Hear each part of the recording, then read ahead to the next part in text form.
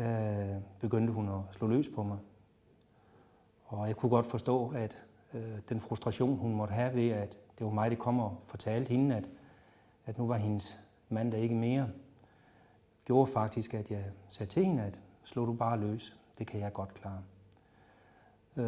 Vi satte os ind i sofaen, og efter at jeg havde fået hende talt lidt til ro, så tilbød jeg hende at kontakte præsten, og så kunne præsten komme ud, fordi jeg tror, at det ville hjælpe hende meget, hvis hun kunne tale med præsten. Og vi sad ude og ventede til præsten kom.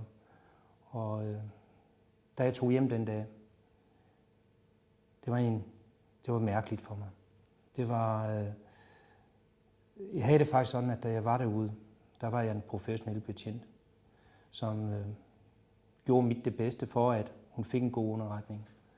Og selvom hun havde slået løs på mig, så følte jeg stadigvæk, at jeg havde givet hende en god underretning og havde givet hende en god behandling. Men da jeg kom hjem, der kneb jeg et par tårer og tænkte over, hvor svært det måtte være, at hvis man fik den besked. Det er jo ens liv, det bliver ødelagt fra den ene dag til den anden. Det er bogen, det lukkes.